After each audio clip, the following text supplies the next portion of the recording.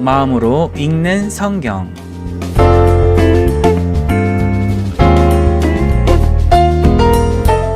안녕하세요. 마음으로 읽는 성경의 기쁜 봄입니다.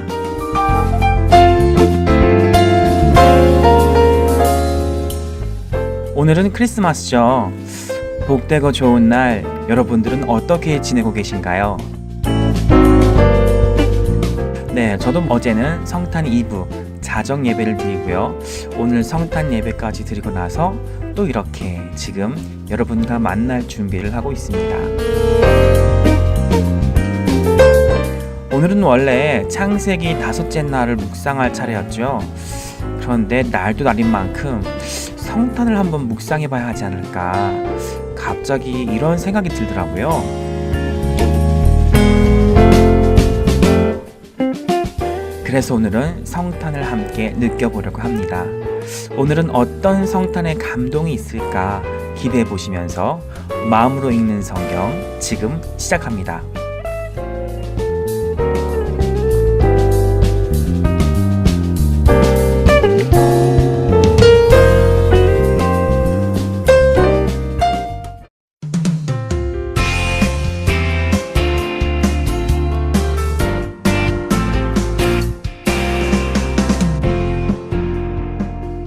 그때의 가이사 아구스도가 영을 내려 천하로 다 호적하라 하였으니 이 호적은 구레뇨가 수리아 총독이 되었을 때에 처음 한 것이라. 모든 사람이 호적하러 각각 고향으로 돌아가매 요셉도 다윗의 집 족속이므로 갈릴리 나사렛 동네에서 유대를 향하여 베들레헴이라 하는 다윗의 동네로 그 약혼한 마리아와 함께 호적하러 올라가니 마리아가 이미 잉태하였더라. 거기 있을 그때에 해산할 날이 차서 첫 아들을 낳아 강보로 싸서 구유에 누였으니 이는 여관에 있을 곳이 없음이러라. 오늘은 누가복음 2장 1절부터 7절을 통해서 성탄을 묵상해 보려고 합니다. 이 말씀을 함께 읽으시면서요, 여러분은 가장 먼저 어떤 생각과 느낌들이 떠오르시나요? 저는 가장 먼저 드는 느낌이 1절, 2절이 가져다주는 어떤 역사성? 네, 사실성, 뭐 이런 건데요. 마치 누가 예수님이 진짜 태어났어요? 라고 따져 물으면 무슨 소리야? 이 왕 때, 이 총독 때 태어나셨지. 당연히 사실이지. 네, 마치 이렇게 쐐기를 박는 듯한 느낌이랄까요? 네, 그렇습니다. 먼저 눈에 띄는 사람이 있죠. 여러분, 가이사 아구스도. 누군지 아시겠어요? 이 가이사 아구스도는요, 우리가 역사적으로 알고 있는 옥타비아누스 황제죠. 그 칭호가 성경에 기록된 것인데요. 문득 이렇게 보니까 갑자기 또 재밌는 생각이 드네요. 그렇잖아요. 이 세상을 구원하러 오실 하늘의 왕, 메시아가 로마의 첫 황제로 등극한 아구스도의 명령 속에서 로마 식민지의 변방에서 태어나다. 너무 거창한가요? 네.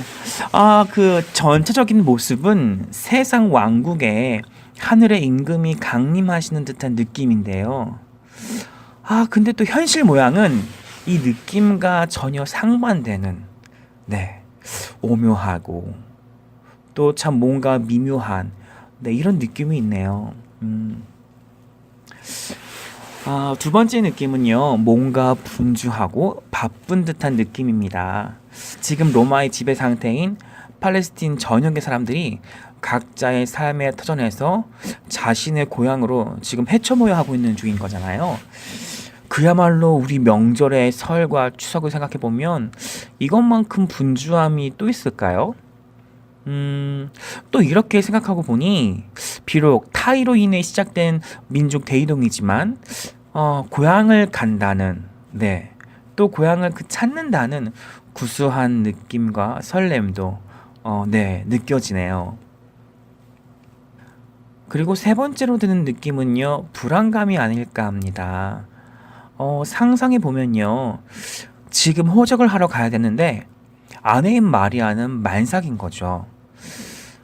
이런 아내와 함께 갈릴리 나사렛에서부터 유대 땅 베들레헴까지 가야 하는데 여러분 여기 거리가 얼마나 되는지 혹시 아시나요? 제가 조사해 보니까요. 이들이 가야 할 거리가 약 230km 정도 되더라고요. 이게 어떤 거리냐면요. 우리나라로 치면 서울역에서 전북에 있는 김제역까지 거리가 한 이 정도 되더라고요. 그런데 이런 거리를 만삭인 아내와 함께 가야 하는 긴 여정인 셈이죠.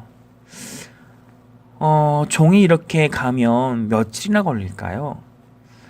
하루를 종일 23km를 걸어야 열흘 걸려야 당도하는 여행이니 생각만 해도 불안하기 이를 데가 없네요. 또 이렇게 보니 앞서 고향을 간다는 설렘과 구수함도 꼭 사치 같다는 느낌이 드네요. 이건 뭐 그냥 하루하루 조심조심 무사히 갈 수 있기를 바라면서 또 조심조심 가야 하는 뭐 이런 길인 거잖아요. 요셉은 얼마나 마리아가 걱정됐을까요? 또 만삭인 마리아도 얼마나 힘들고 또 자신을 걱정할 요셉도 마음에 참 많이 걸렸겠죠. 얼마나 마음이 편치 않았을까 싶습니다. 이렇게 조심스럽게 하루하루를 걸어가며 고향을 향하는 이 신혼 부부의 마음은 참 여러 가지로 힘들고 복잡했을 것 같네요. 남들보다 더뎠지만 열심히 걷고 걸은 끝에 드디어 요셉의 고향 땅 베들레헴으로 들어왔습니다. 그런데 마침 그때 마리아가 해산을 하려고 배가 아파오네요.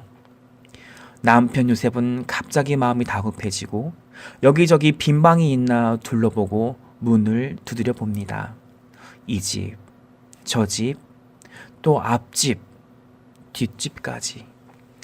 지금 방을 구하는 요셉을 떠올려 보니 얼마나 마음이 급하고 또 정신이 없었을까요? 오로지 그의 머릿속에는 지금 아이가 나오려고 해. 아이 낳을 방을 빨리 구해야 해. 이 두 문장밖에는 없지 않았을까요? 그러나 좀처럼 방은 구해지지 않고 옆에 있는 마리아는 점점 고통스러워합니다. 어떡하지? 하나님 도와주세요. 제발 도와주세요. 저 지금 너무 힘들어요. 마치 이런 요셉의 간절한 기도가 들리는 것 같습니다. 이런 요셉의 기도를 하나님도 들으셨을까요? 어쩔 줄 몰라 하는 요셉을 어느 집 주인이 보았을까요? 하긴 누구라도 보면 이 절박함을 쉽게 알 수 있을 겁니다. 산기가 올라와서 고통으로 신음하고 있는 만삭의 아내와 집이 없어서 어쩔 줄 몰라 하는 그 남편의 처절함, 이 젊은 부부의 기가 막힌 암담함과 이 불안함들, 이 모습을 보다 못한 주인이 자기 집 마구간은 어떻게 했냐며 요셉에게 손짓합니다. 지금 요셉은 이런저런 걸 따질 상황이 아니죠.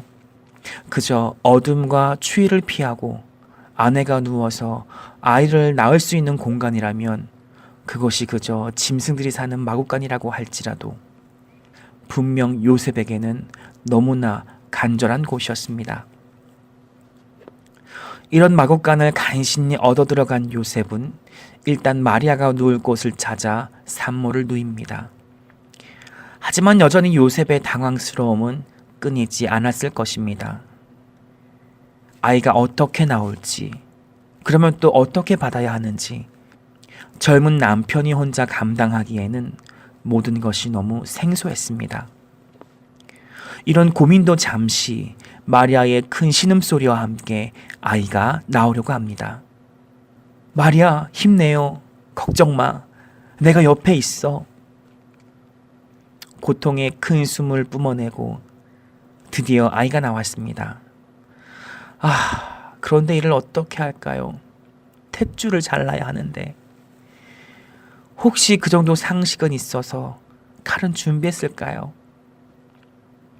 이제 태어난 아이를 준비해온 강보에 잘 쌌습니다. 그런데 아이를 누일 곳이 변변치 않았습니다. 그냥 바닥에 놓기에는 아버지의 마음이 차마 허락하지 않았습니다. 그때 눈에 들어온 것은 짐승들의 먹이통. 그 밤에 그게 얼마나 깨끗한 게 있었을까요?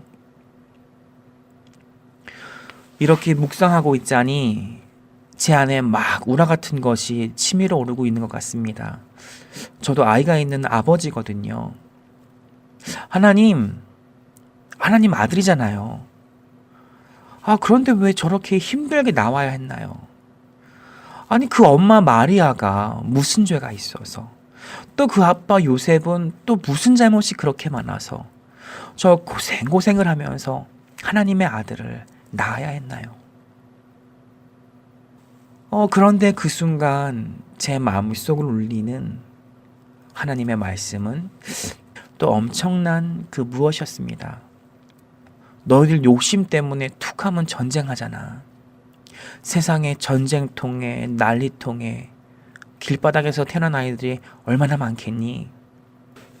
그래도 명색이 구원자인데 내 아들이 너희들의 마음은 다 헤아려야 되지 않겠니?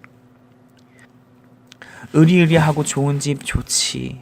그런데 내가 인간 몸 입고 내려간들 그렇게 태어나면 길바닥에서 애 낳은 여인들의 심정을 어떻게 안다고 하겠니?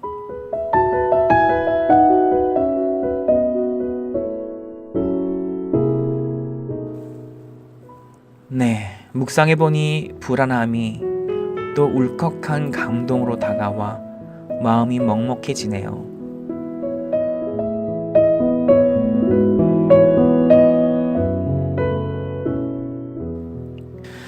요셉과 마리아도 이런 하나님의 음성을 들었겠죠?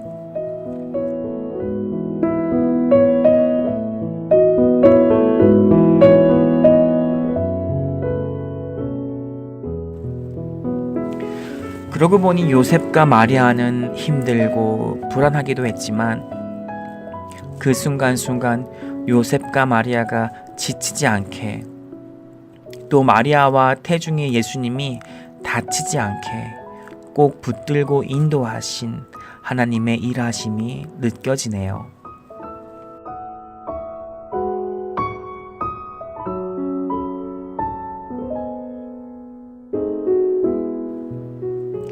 성탄절에 함께하는 마음으로 읽는 성경. 오늘은 하나님이 꼭 이렇게 말씀하시는 것 같네요. 얘들아, 내가 요셉과 마리아만 불안 중에 붙들고 있겠니? 지금도 난 불안해하는 너와 함께하고 있단다. 우리 같이 힘내보자.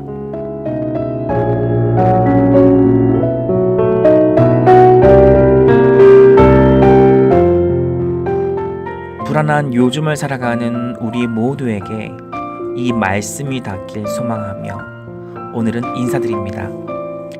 여러분, 다음 시간에 만나요. 메리 크리스마스.